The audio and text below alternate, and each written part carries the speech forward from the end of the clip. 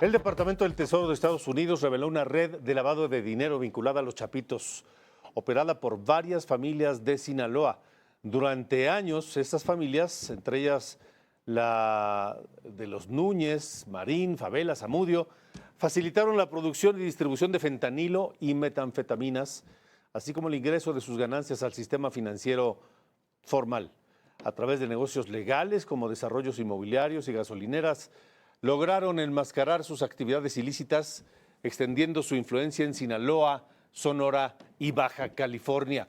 Saludo a Manuel Balcázar, especialista en temas de inteligencia de seguridad nacional y director de MB Consultores. Gracias, Manuel, buena tarde.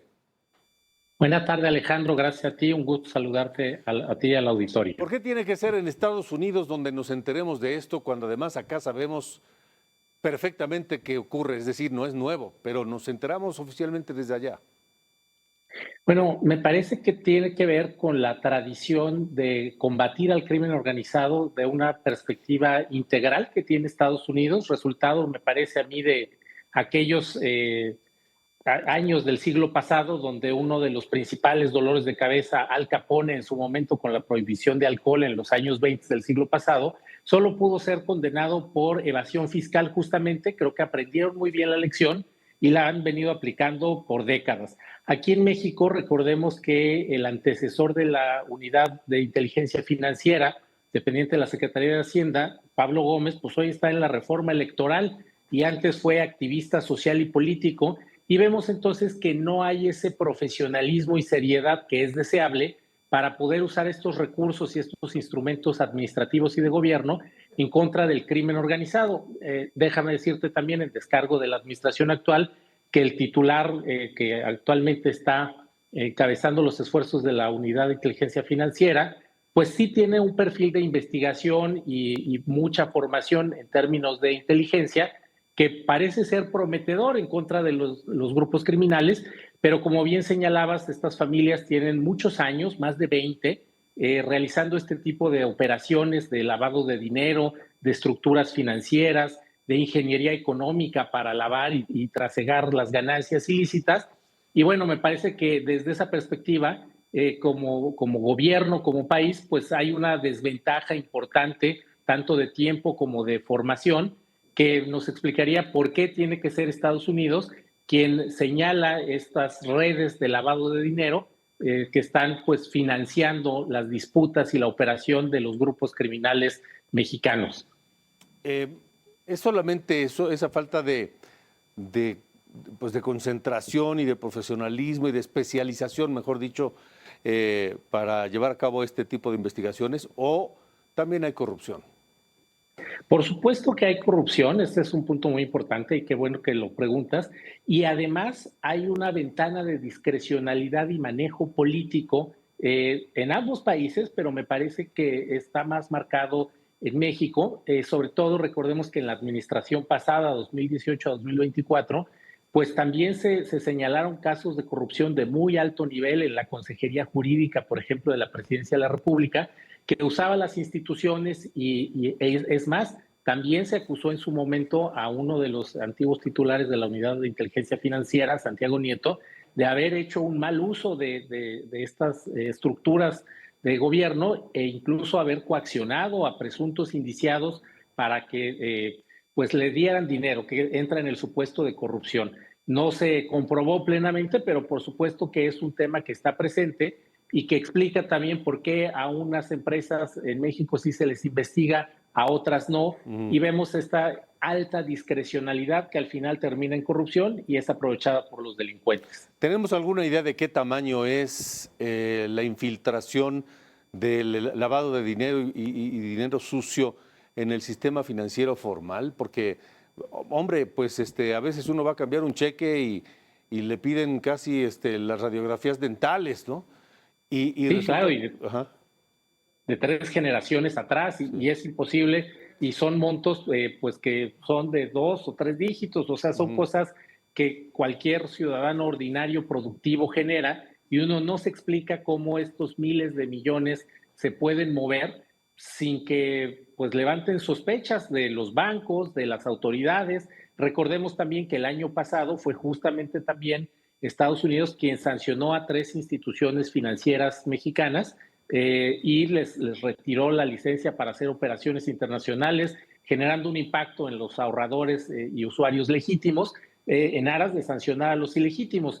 Entonces, creo que sí hay una cantidad muy importante que se está moviendo, tanto en dinero en efectivo que posteriormente es inyectado al sistema bancario, como el sistema bancario a través de empresas fachada, que pues en distintos lugares se están operando y lugares que se genera mucha riqueza, de manera que no es tan fácil dar trazabilidad.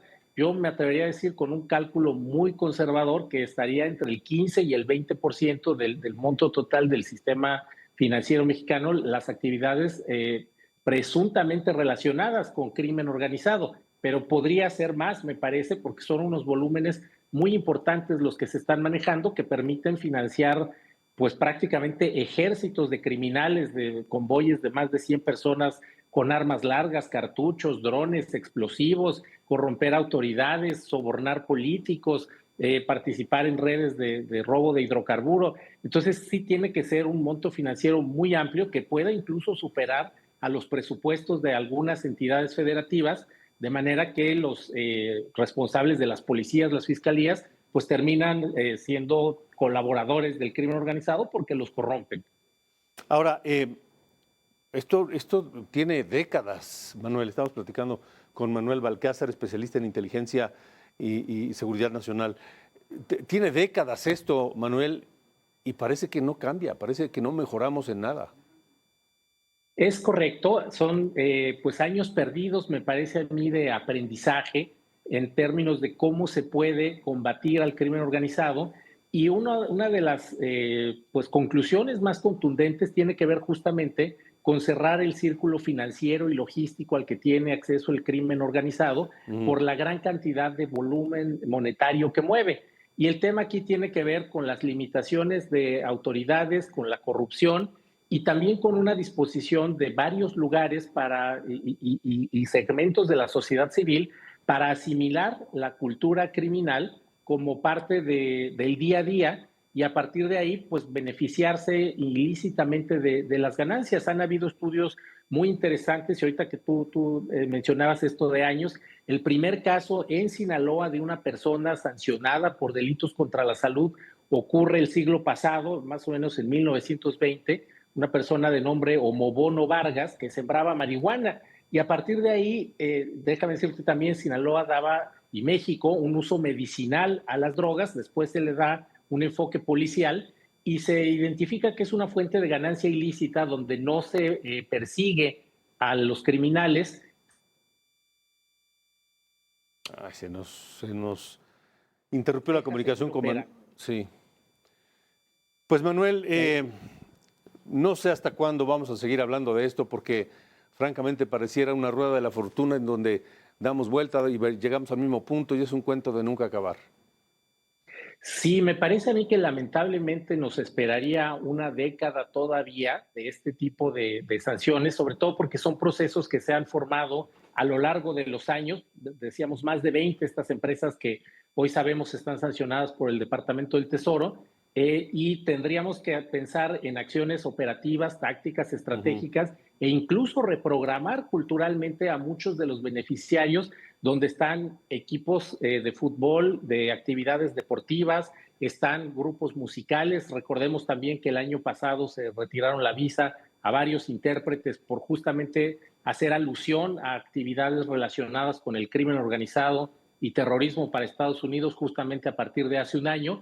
Entonces, son procesos que toman mucho tiempo, pero necesitan un proceso de voluntad política y acuerdo nacional para lanzar un nuevo modelo de interacción. Mientras eso no ocurra, que todavía no ha ocurrido y quizá pueda ocurrir en esta administración después de la mitad del término, quizá podamos empezar a ver con una manera más prometedora. Sin embargo, el poder corruptor del dinero y la mediatización con la que se están dando pues muchas maneras de explotar la riqueza, hace que yo lo vea un poco complicado. Y vemos también que los nuevos conflictos a nivel geopolítico tienen una escala híbrida, es decir, son gobiernos y son actores no estatales como el crimen organizado que sirven para desestabilizar y son alimentados también por otros gobiernos o autoridades que buscan posicionar sus intereses geopolíticos transnacionales. Entonces, se está complejizando aún más y esto hace que los 10 años que me parece se estiman conservadoramente podrían ser más por Sí. estos factores externos. ¿Qué otros estados, además de Sinaloa, digamos, tienen la luz roja parpadeante encendida con este fenómeno? Bueno, Jalisco me parece que es uno de ellos, Baja California Sur en menor medida también, y Quintana Roo, Chihuahua también, aunque eso perdió vigencia con el debilitamiento del cártel de Juárez, pero Quintana Roo también me parece un foco muy importante y vemos que lo mismo ocurre en el sur de la República que en el centro, Guanajuato también en menor medida, pero está ocurriendo sobre todo por el robo de hidrocarburos y por supuesto estados de la frontera norte. Entonces, es un tema muy amplio que requiere un esfuerzo integral por toda la cantidad de dinero que está moviéndose por el crimen organizado. ¿Ves a Tabasco en esa lista? Sí, también Tabasco, y déjame decirte que Tabasco por muchos años estuvo no tan visible por la economía petrolera, tanto Tabasco como Campeche, pero mucho más Tabasco, donde la riqueza era explicable por la generación de ingresos petroleros. Una vez que viene la crisis del petróleo, de la cual lamentablemente todavía no se recupera a totalidad la industria nacional, pues quedan estos espacios donde el crimen organizado, en una mezcla clarísima de vínculos políticos con grupos criminales, empieza nuevamente a tener un desarrollo importante y empiezas a ver las construcciones de desarrollos inmobiliarios, de centros comerciales, de negocios de productos de alto valor, vehículos de alta gama, que no corresponden con la economía tradicional que legítimamente se genera en un estado como Tabasco, que fuera del petróleo, pues tiene muchas restricciones para generar riqueza. Y lamentablemente está involucrado en estas dinámicas criminales y explica también los brotes de violencia que ha tenido en los últimos años a la fecha. Sí. De acuerdo, Manuel Balcázar, gracias siempre por tu tiempo para este programa. Gracias a ti, Alejandro. Un gusto saludarte. Igualmente. Bonita tarde. Hasta luego. Gracias, Manuel.